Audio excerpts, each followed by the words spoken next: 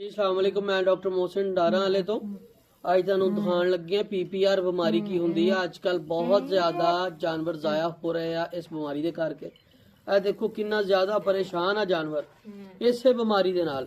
ਇਹਦੀਆਂ ਕੀ ਅਲਾਮਤਾਂ ਮੈਂ ਤੁਹਾਨੂੰ ਦੱਸਦੇ ਆ। ਇੱਕ ਤਾਂ ਜਾਨਵਰ ਨੂੰ ਬੁਖਾਰ ਹੋਏਗਾ ਇਹਦੇ ਵਿੱਚ, ਠੀਕ ਹੈ। ਇੱਕ ਤੋਂ ਦੂਸਰੇ ਨੂੰ ਹੋਏਗੀ, ਇੱਕ ਹਰਟ ਦੇ ਵਿੱਚ, ਇੱਕ ਜਿੱਥੇ ਤੁਸੀਂ ਬੱਕਰੀਆਂ ਰੱਖੀਆਂ ਬਾੜੇ ਦੇ ਵਿੱਚ, ਇੱਕ ਤੋਂ ਜ਼ਿਆਦਾ ਜਾਨਵਰਾਂ ਨੂੰ ਹੋਏਗੀ ਬਿਮਾਰੀ ਔਰ ਫੈਲਦੀ ਜਾਏਗੀ। ਨਜ਼ਲਾ ਜ਼ੁਕਾਮ ਇੰਨਾ ਜ਼ਿਆਦਾ ਹੋਏਗਾ, ਜਾਨਵਰ ਪਰੇਸ਼ਾਨ ਹੋਏਗਾ ਸਾਹ ਲੈਣ ਨਾਲੋਂ। ਅੱਖਾਂ 'ਚ ਮੋਟੀਆਂ ਗਿੱਦਾਂ, ਇਹ ਦੇਖੋ ਪਾਣੀ ਜਾ ਜਾ ਕੇ ਗਿੱਦਾਂ ਬਣੀਆਂ ਹੋਣਗੀਆਂ ਅੱਖਾਂ ਦੇ ਵਿੱਚ। ਮੂੰਹ ਪੱਟਾਂਗੇ, ਮੂੰਹ 'ਚ ਝੱਗ ਨਜ਼ਰ ਆ ਰਹੀ ਆ। ਮੂੰਹ ਜਦੋਂ ਪੱਟਾਂਗੇ ਮੂੰਹ ਅੰਦਰੋਂ ਪੱਕਿਆ ਹੋਏਗਾ, ਠੀਕ ਹੈ।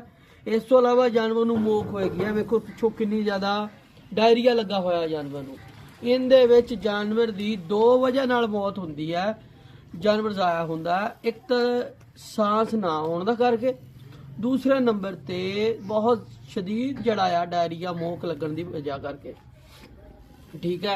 तो लिहाजा ये तो हिफाजत वास्ते तुसी हुण असी टाइम सीगा अक्तूबर च इहदी वैक्सीन करवानी चाहिए सी।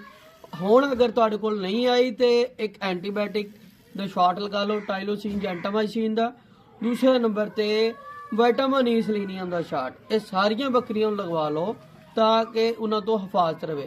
ट्रीटमेंट वास्ते भी यह बेस्ट चॉइस रहेगी। शुक्रिया।